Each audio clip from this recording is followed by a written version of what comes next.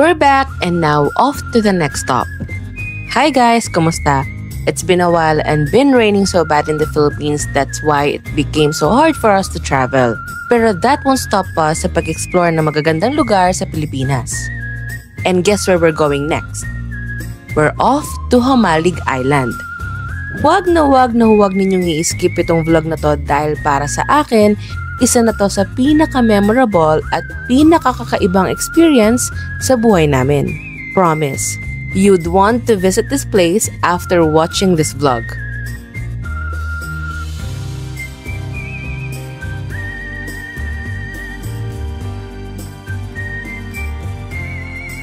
Going to Humalig Island is a little bit challenging.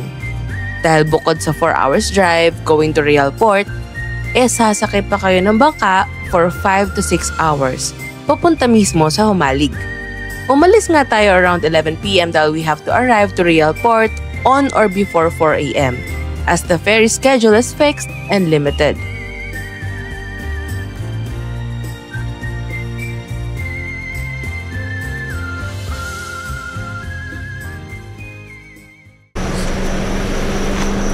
So good morning everyone. Good morning guys. We are here in Real Port in Quezon kasi may gala na naman tayo today. And right now it's 4 AM. Nag-drive ako from Quezon City to here 3 hours. 3.5 hours. So nandito na tayo ngayon sa Real Port kasi pupunta tayo ng Humalig. Siyempre kasama natin ang pamilya, nandiyan sila sa sasakyan, nagbababa lang kami ng gamit. At ayun, sasakay na tayo sa boat. And by the way, meron tayong tour operator for today. Kasi kailangan natin ng comfort and mas komportabling stay. So nagmamadali na rin tayong bumaba kasi syempre we want to get the best. Ben, parang maano. So yun, nagbababa na si dad ng mga gamit kasi syempre gusto natin makuha yung magandang pwesto dun sa boat. Up and down kasi siya.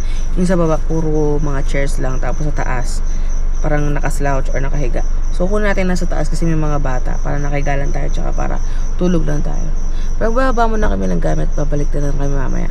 Medyo madilim pa nga nung mga oras na to at pagod at antok na antok pa kami kaya hindi ko na rin gaano nakuhanan ng lahat na nangyari. Pero ganitong itsura namin sa loob ng bangka. 2 floors ang bangka pero do not expect too much dahil sa taas walang upuan at kailangan mong mamaluktot o humiga para makapwesto ng maayos. Hindi rin gaano ideal magstay sa baba ng bangka dahil mainit at sa pumulahat yung ingay ng makina. We were asleep the entire boat ride dahil nga we drove for 4 hours, then boat ride was 5 hours long.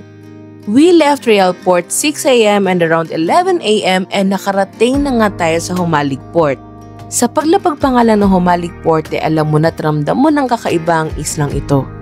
Hindi crowded, hindi maingay, ramdam na ramdam mo yung pagka-isla niya. Alam niyo yung tinatawag nilang raw? Ganon yung pakiramdam.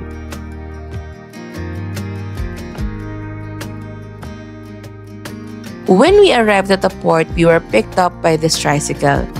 Guys, usually habal-habal or motor lang ang masasakyan mo from port.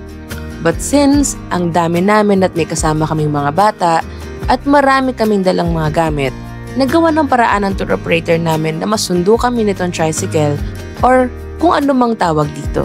At nakapag-request pa nga kami na dumaan saglit sa palengke para na rin makapamili ng mga kakainin namin at idadagdag sa lutong ulam. Mabigat yan kasi may yelo pa yan. Hindi naman. Wow, Kasi doon na ay. Yung sa baso. Ayan kasi bato-bato. Wow, baso-baso ka pa kasi. Nauuhaw na kasi. Pag bato-bato, alam nyo na yung tubig yun. Bato-bato. May ano ka tuloy sa bibig. May nunal ka sa bibig. Kaya... May nunal ikaw, bibig. Kaya. Grabe init. Ay, so lumilingon ka na ngayon na mayabang ka na, ha? Siyempre ka mo dati. Pogi na ako eh. Lumilingon ka Diba na. no? Pogi ka na, no? Kasi tawag. No? Pogi na si kuya. No, baby. Yan. Galit eh. After namin mamili ng mga pagkain, we went straight to our accommodation. The ride was about 25 minutes from the port and grabe. Trust me, solid yung biyahe. You won't get bored at all dahil napakaganda ng view dito sa Humalig. It's a destiny or just beginner's luck that I found you. Now the moonlight dances gently over you. I have never found the peace inside my mind. I got nothing here that keeps me in line. In a messed up world, it's hard to see. We finally arrived here at our accommodation and this is the Sea Horizon Resort. And let me tell you guys, this is one of the best decisions I made when we traveled here to Humalig. Let me tour you around. This resort is one of the newest resorts here in Humalig. Yung buong stretch kasi ng island na to puro magkakatabing resort na. Pero I was told na yung mga katabing resorts medyo madaming guests and nagkataon na itong resort na napili namin kami lang ang guest that time. O diba? Best decision ever. The price for our 3 days and 2 nights stay here in Sea Horizon is already included in the package. The package also includes aircon room accommodation, boat transfer from Real to Humalig, then Humalig to Real, habal-habal from port to resort, then resort to port. 6 sets of meals, breakfast, lunch, and dinner for 3 days and 2 nights stay. Environmental fee, tourism fee, resort entrance, and terminal fee. For me, sulit na yan. Dahil ganito lang naman kaganda at ka-cozy ang kubo na pinagstayan namin. Sobrang masaya kami sa kubo na natuluyan namin. Hindi kami siksikan dahil na rin 2 ang kubo na binigay sa amin with super malaking dining space, with beachfront view and access. At hindi lang yan, air-conditioned ang buong kubo. And I'm telling you, sobrang OA sa lamig dito sa loob ng kubo. Hi! My name is Bella Romantico Kaluwag and part ako ng Humalig Island Getaway. Yan. So, mag-book lang kayo kay ate kasi very accommodating siya and as much as possible kung kaya naman, bibigyan niya lahat ng request. Wow, Yan. thank you, ate! So, yun nga, guys, dito, hindi na mawala ng kuryente. Kasi before, nung pumunta kami dito, 8 years ago, nakawala ng kuryente dito, 6 to 6 lang din. Pero ngayon, 24 hours tong kuryente dito. Tsaka bihira daw mag-brown out. Sabi ni Ate Bella kanina yung tour operator natin. Kaya goods na goods din. Tapos itong resort natin, katapat niya sandbar na. So meron tayong libreng sandbar, di ba dati? Dinadayo-dayo lang yung mga sandbar, ganyan. Dito, tapat natin mismo yung sandbar. Yun yung isang perks ng pag-stay dito. Tapos, dito, ang daming outlet ng kubo nila. Hindi ka mahihirapan sa pagsaksak or pag-charge kasi may outlet sa labas, may outlet din sa loob. Tapos, ang isa pang kagandahan, malakas ang signal ng globe dito. Malakas ang signal ng globe dito. Kasi sa ibang islands, diba, ang hirap ng signal. Nung last time nung pumunta tayo ng Calaguas, wala tayong signal at all. Pero dito, malakas yung globe nila. Kaya, ano yun, good news yun para sa atin. Kasi syempre, may mga commitments tayo na kailangang attendan. And kailangan natin ng data. So, good news yun for us. Nag-serve na sila ngayon ng food. So, after ni Daddy mag-drone, kakain na tayo. Kasi ito na yung unang meal natin for this tour. Lunch na yung sinerve nila ngayon. Kasi nga, more or less mga 11 or 12 na rin. So, kakain na tayo. Halika na, halika.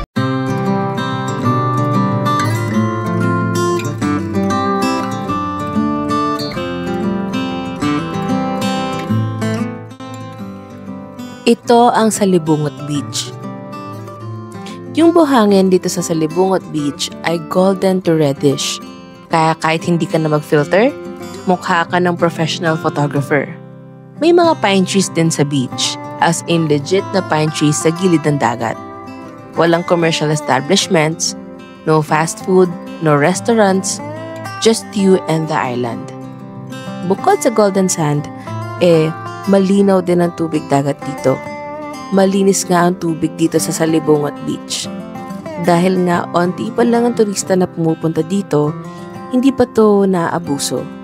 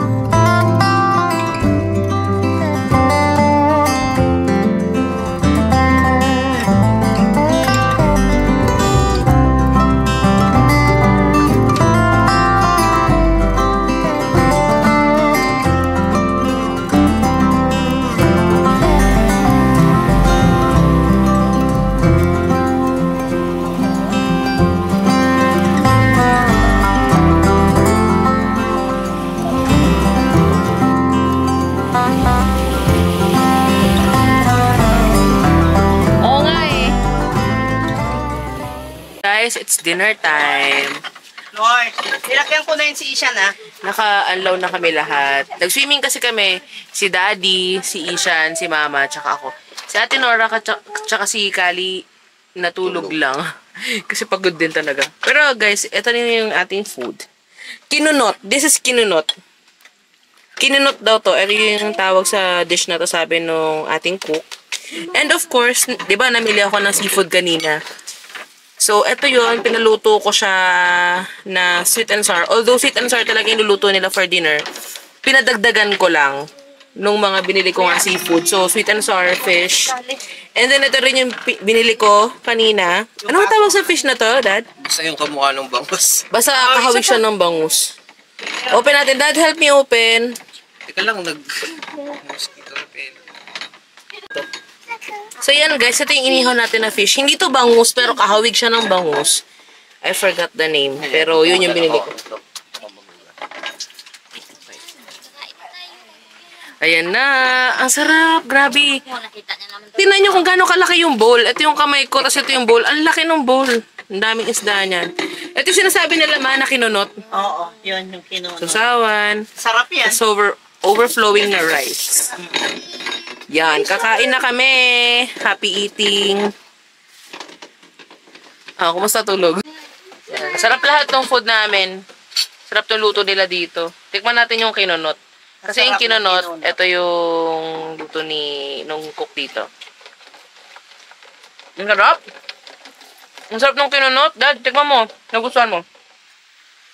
Sarap ng kinunot. Ang sarap. May tamang anghang din. Parang santol. Excited ako sa sweet and sour kasi yun yung mga binili ko rin seafood eh.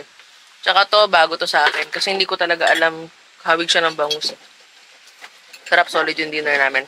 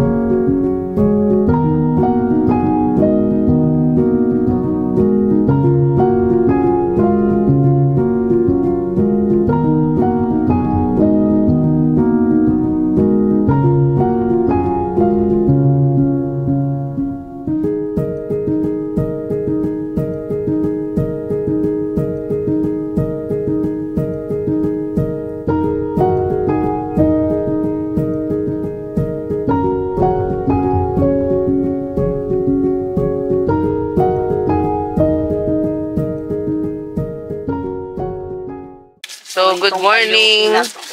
Morning, guys. Dito na kami ngayon ulit sa kubo nila mama kasi sinerve na yung breakfast namin. At sila Ishan, basa sila. Ano, sila mama, sila Kali.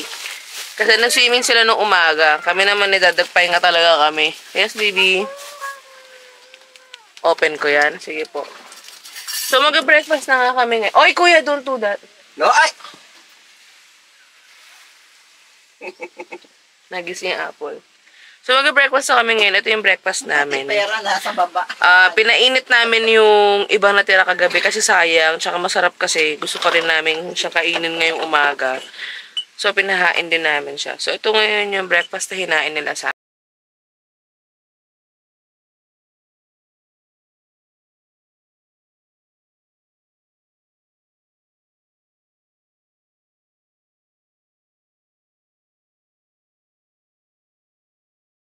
Kali! Kali! Ali, what's that? Ano yan? Lipstick. Bakit may lipstick ka?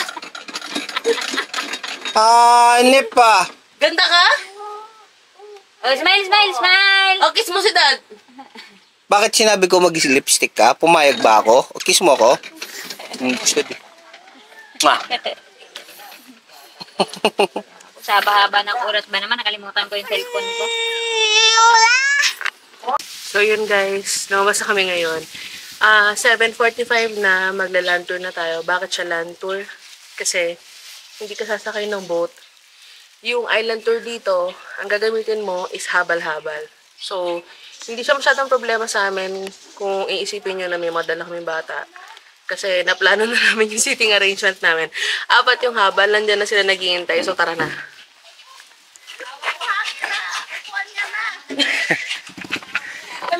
Sundan mo para marinig mo yung mga runs ni mother.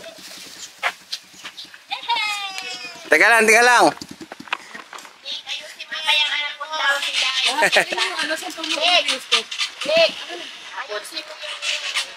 Patata mo, kaya ka na kahapon dito na kayo. Oh, yung manap. Doon po kami magtatanghalian. Oh, i-relax mo, di ba? Ali na po ako. Teka lang, si Kali. Dali mo.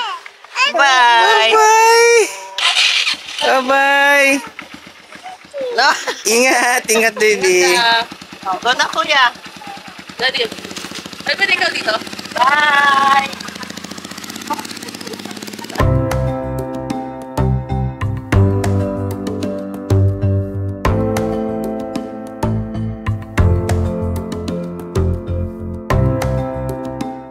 Bye-bye! Hindi ko nakita, sayang. Mama, tatatabi. Ay, kayo! Ay! Cute.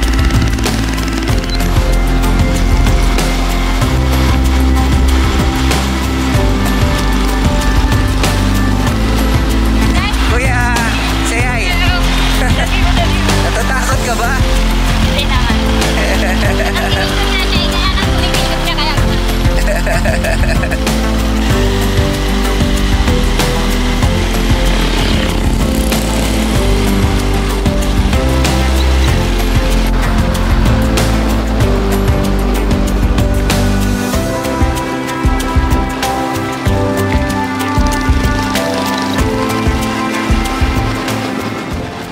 Guys, so nandito tayo sa first stop natin. This is yung punong walang forever. Hindi ko alam kung ba't ganun yung tawag nila. Ba't nga ba? Punong walang forever. Kasi nag-iisa lang daw. Ah, talaga? Nag-iisa lang yung puno, walang ibang tumubo? Ganun. Oo, ayun. Wala siyang katabi. Oh. So, yun daw yung reason behind the name. Wala daw ibang punong tumubo, kundi siya lang. Daw yan. Nauubos lahat yung dahon. Oh. Tapos sabi ni Kuya may kapalit daw yun eh. Kapag naubos yung ano na, hindi ko lang narinig yung sinabi niya kanina. So, nalalaglag, tapos nag-blossom ulit. Parang gano'n ba yun? Parang gano'n. Yan, na-expect ko. Pero parang sinasabi ni Kuya may ano daw. Parang May magical story. sure. Hindi ko narinig na eh. Kanaputan natin si Kuya. Inakit niya yung puno. Ang hirap niya. Ano? Paupuin mo muna siya dyan. Paupuin mo siya dyan sa puno. Doon sa ano, sa taas. Yan niyo siya umikot. Ayun, oh. Tinamad na eh. Kamo, natakot na siya. Daddy, malaglag ah! Ayan. Pamo na silang dalawa. Oh, selos pa more. Wow! Yay! Flower pa yan. Flower! Kiss dad! Kiss dad! Kiss mo daddy, dali. Wow! Isa sa mga pinaka-famous spots dito sa Humalig Island ay ang tinatawag nilang punong walang forever. Kung titignan mo, ito ay isang malaking puno na mag-isang nakatayo sa gitna. Kaya daw tinawag na walang forever kasi mag-isa lang siya. Walang kasama, walang ka-forever. Pero kahit mag-isa lang, ang ganda pa rin ng presence niya. Perfect spot for photo ops, lalo na kung mahilig kayo sa mga hugot pictures or gusto ninyo ng mga aesthetic shots with nature. At syempre, isa rin itong reminder na minsan kahit mag-isa ka lang, pwede ka pa rin maging strong and stand out. So kung pupunta kayo ng Humalig, huwag ninyong palampasin ang punong walang forever. Kasi kahit walang forever, may forever memory ka naman dito.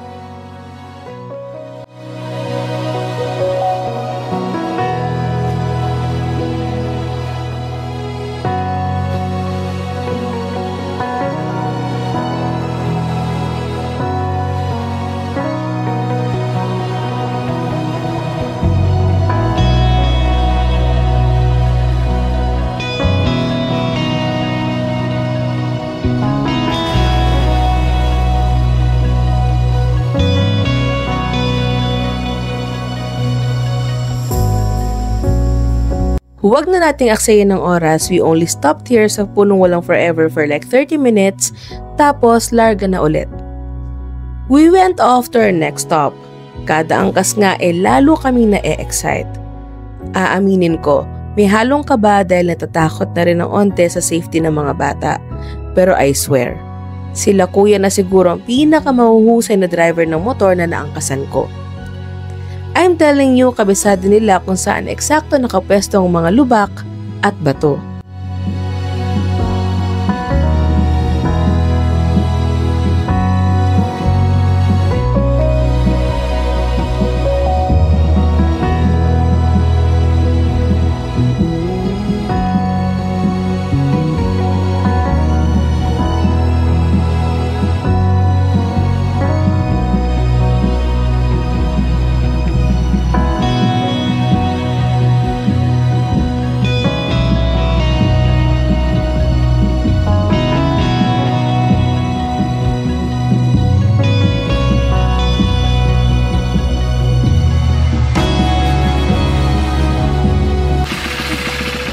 Nakatulog sa biyahe, wawa naman.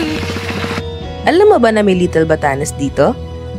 Hindi siya sa Batanes, kundi dito lang sa Sitio Landing, Barangay Apad. Parang Batanes ang vibe. Mga rolling hills, cliffs, at stunning view ng Pacific Ocean. Hindi siya crowded, kaya swak para sa mga gustong mag-relax at mag-enjoy ng fresh air.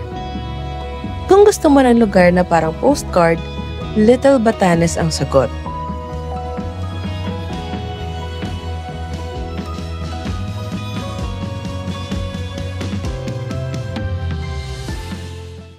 Hi!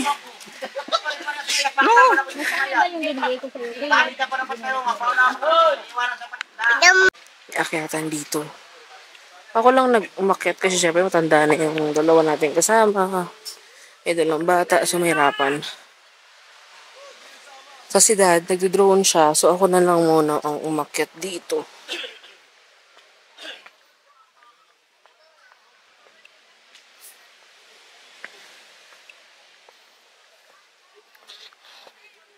Wow. Sino? Meron din dito pero mukhang solve na ako dito kasi kita yung buo. Wow! Ito yun. Ito yung view dito, guys. Grabe, ang ganda ng view. Yan, oh. Ang ganda, di ba? Kita mo yung ganda ng tubig dagat. Ito, puro rock formation dito. Tapos ito.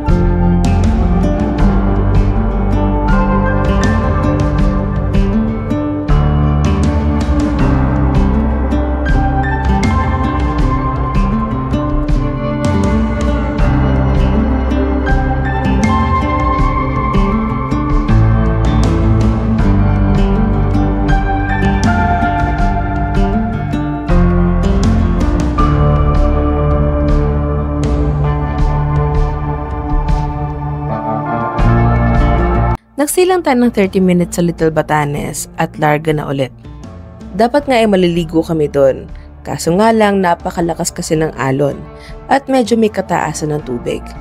Medyo delikado para sa mga bata, kung kami lang siguro ni Dad okay lang. Kaso nga lang doon na tayo sa safe at sigurado.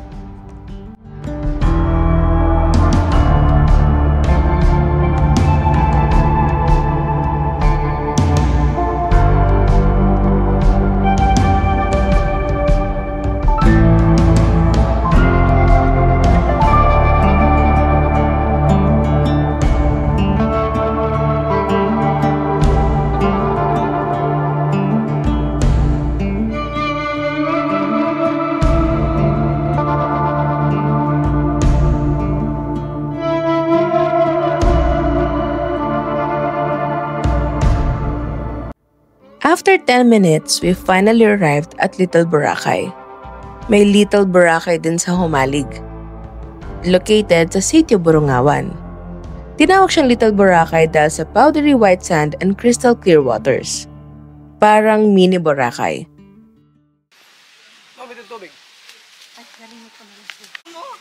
Hala, nagpatulong. Hinawakan niya. Ito, nakangiti. Ano, kala mo si Lolo yan? Oh, let's go na, nak. Swimming ka na. Bye-bye. Bye. Bye-bye din. Bye-bye din siya. Bye-bye po. Let's go na. Go to Lola.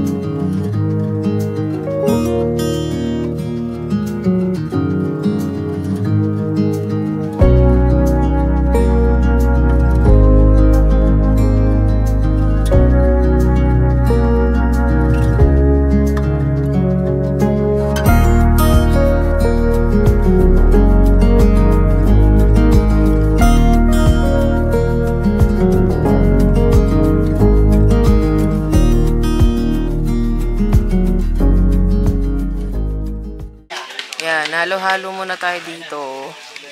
Bumili kami dito sa Little Boracay ng halo-halo. 70 pesos. No. 70 pesos yan. Yan sila. Ay muna kami. Pansin nyo ba? Napakabihira naming makasalubong ng 4 wheels. As in sa buong 2 days namin na nag-iikot sa Humalig, napakabihira at halos wala kami nakitang 4 wheels. May rason nga kung bakit ganon. At ayon sa mga lokal, 90% ng mga tao dito sa isla, motor lang ang ginagamit bilang transportation. Halos wala rin ng tricycle. Bakit ulit? Dahil makitid ang kalsada at daanan sa Humalig. Halos hindi pa ganoon ka-develop ang mga daanan sa isla na to. Gaya na nga lang ng mga napanood nyo kanina sa unang part ng video. Mapalokal o turista, motor lang ang gamit for transportation. Sa 3 days and 2 nights stay nga namin, nasa 2 o 3 4 wheels lang ata ang nadaanan namin. At lahat pa yun nakapark lang. Sabi ng mga lokal ay usually mga politicians, resort owners, and businessman lang ang may 4 wheels sa isla. Dahil na rin nga challenging talaga ang makikipot na kalsada dito.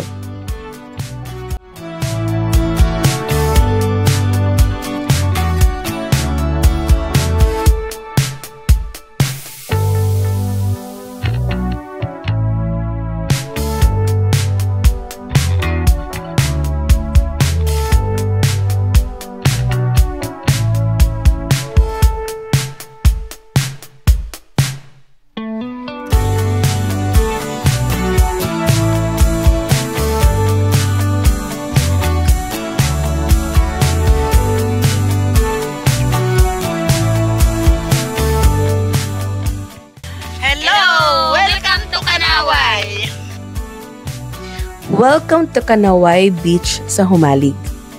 Ito ang isa sa mga pinakatahimik at underrated na beaches sa island. Ang beach, fine gold sand. Clear waters at minsan may buong stretch ka pa na solo mo lang. It's also close sa nagagandang rock formations na pwedeng lakarin kapag low tide. Parang may secret sandbar adventure ka.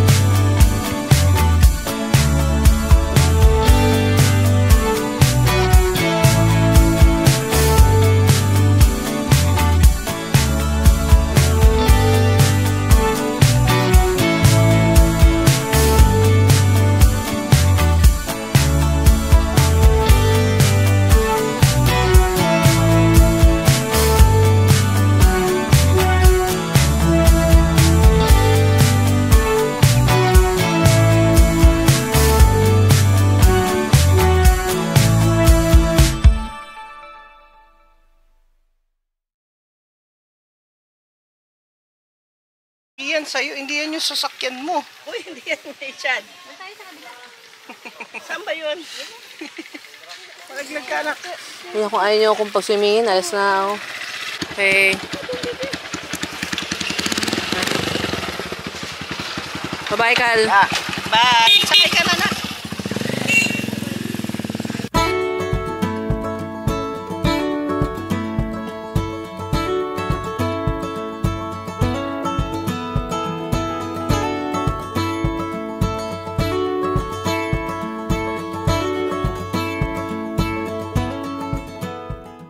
So guys, nandito kami ngayon sa Golden Sand Resort.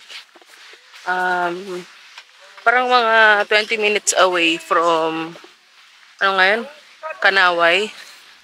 Medyo malayo, no? Medyo malayo. Pero ito na yung pabalik kasi ng resort. Malapit na kami. So malapit na kami sa resort, yeah. Upo lang saglit dahil pagod na ang mga puwet. So, hawakan mo na lang. Ito itsura niya, guys. Yan, di ba? Puro din siya batuhan. Ang ganda ng view. Parang sarap mag-almusal sa ganito. Oo, tapos yung ka nakatingin. Ayun, oh. Wow, parang Parang lahat ng problema mo wala. tinangay ng Lusaw. hangin. Oo. Ito, tingnan mo, wala na siyang problema. Natulog na lang siya. Kasi nga, wala nga problema dito eh. Walang problema. Wala kang puproblemahin. O, diba? Makita mo lang yung mga batuhan na yan. Wala na. Wala ka ng problema. Totoo.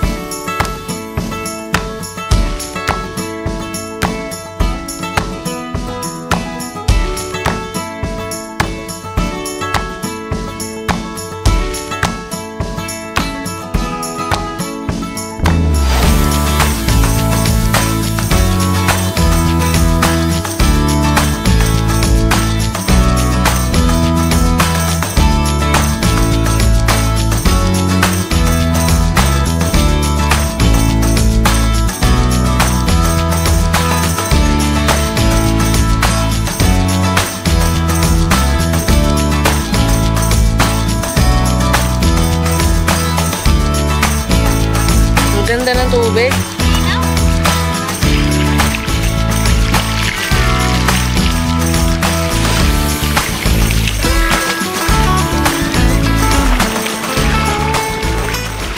Kakain na kami. Naglublob kami saglit pagdating dito. Ay, si mother. So, ngayon, kakain na kami at nagpahanda kami ng boodle fight. So, ito na siya. Boodle fight. Picture. So, we have crabs. Picture. Inihon or liempo. Galing ng pagkano. And then, ensalada. Tapos, meron tayong isda doon na inihaw. Yan. Ready na kami. Kakain na. Ay na. Sarap, sarap. Sobrang sarap. Uy, ano yan? Let's eat. Kahit. Kaya na pa namin iniintay itong moment na to kasi pagod na rin kami kakaikot. Kainin mo natin liempo. Ang harap. Ano yung kuya niya? Tapos. Kahit na. Lalo gutom. Sarap naman yung Ano ba? Huh? Kakanin ka. Nakikita niya kasi tayo. Ano siya? Favorite daw ni ate yan eh. Pero may talang. Gutom na. Pakpak. Tatawa din. Konti-konti lang yung subo. Siya nagsubo siya ba day? Kumuha siya dyan? Di mo kasi sinusubuan. Dito be, huwag ka na lumampas doon. Ano ka na? Ayaw ni tata akong subuan. Ako na. Pasensya na kung magdodrone kami ulit sa Salibungat Beach. Namangha kasi kami. Kahapon, nung dumating kami, maganda na ang tanawin dito. Pero laking gulat namin nang bumalik kami galing land tour. Dahil grabe, para itong nagbagong anyo sa ganda. Mas malinaw pa ang tubig, mas nagkulay asul ang tubig. Ang buhangin, pinong-pino. Nagandahan na nga kami dito kahapon, pero iba ang gandang taglay nito ngayon. Kapag may pagkakataon kayo, puntahan ninyo ang Humalig. Pangalawang punta ko na, nung una nung 2017. Pero binalikan ko kahit mahirap ang biyahe kasi nakakaiba ang ganda nito. Walang katulad.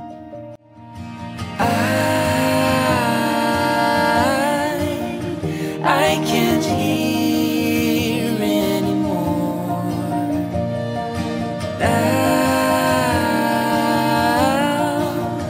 you are all I'm waiting for.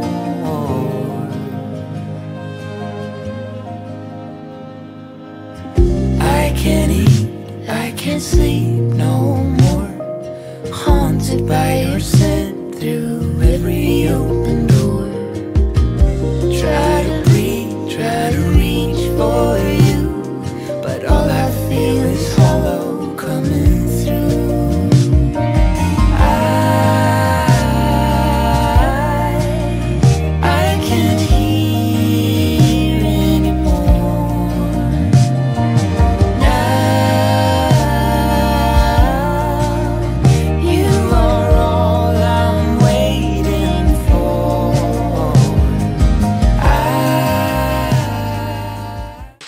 yun guys, lalabas ulit kami ngayon.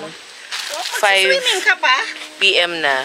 Kami nga, di Nagpahinga kami saglit. Dito na lang. Tapos, ayun, lalabas ulit kami kasi meron pa tayong last stop. At yun ay yung ating sunset viewing. Sabi, 6 minutes away lang daw yun from dito sa Nadadala ng diaper. sa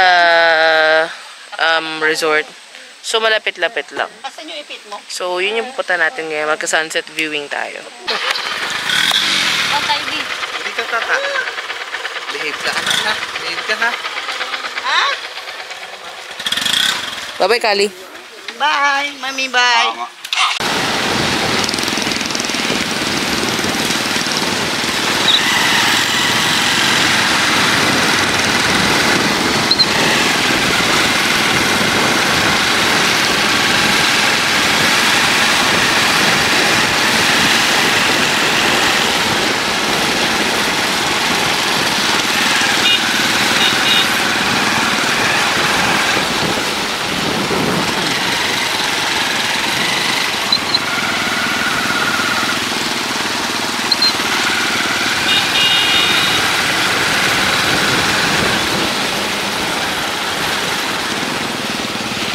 Ayos ang buhok mo. Kagubatan.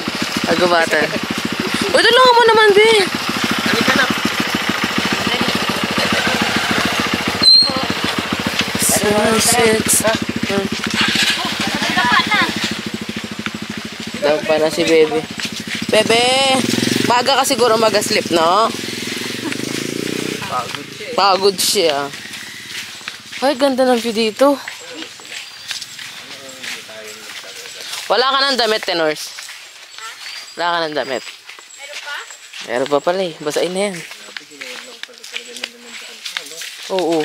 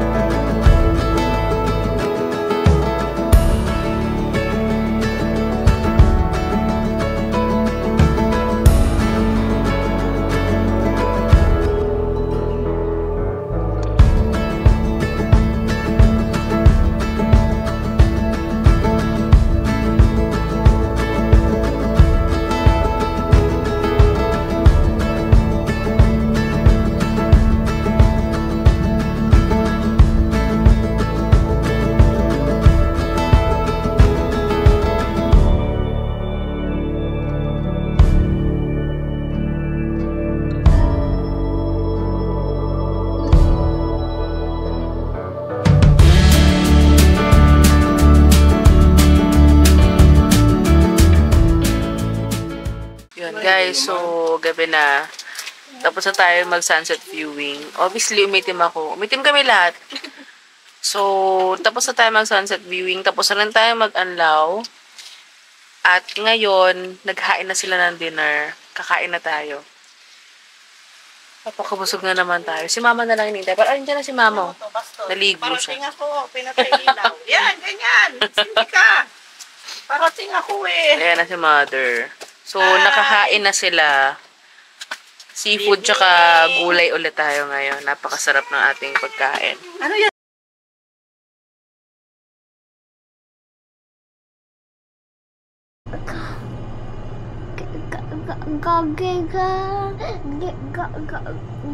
Say hi, hi.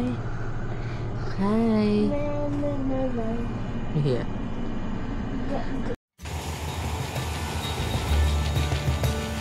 Few years ago when I first went here in Humalig, wala pang signal, wala pang internet, kahit na yung mga PisoNet. Wala rin gaanong resorts. Fast forward to now 2025, madami-dami na rin ang nagbago. But one good thing na hindi nagbago is yung quiet island vibe na meron siya. May signal na at internet, pero hindi pa rin kasing crowded ng ibang destinations.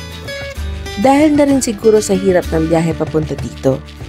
I guess, napabuti pa siguro na mahirap itong puntahan. At least, masasabi natin na buo pa rin ang ganda ng isla. Malayo sa pang-aabuso ng mga turista. O paano? Hanggang dito na lang. We're off to the next stop. See you!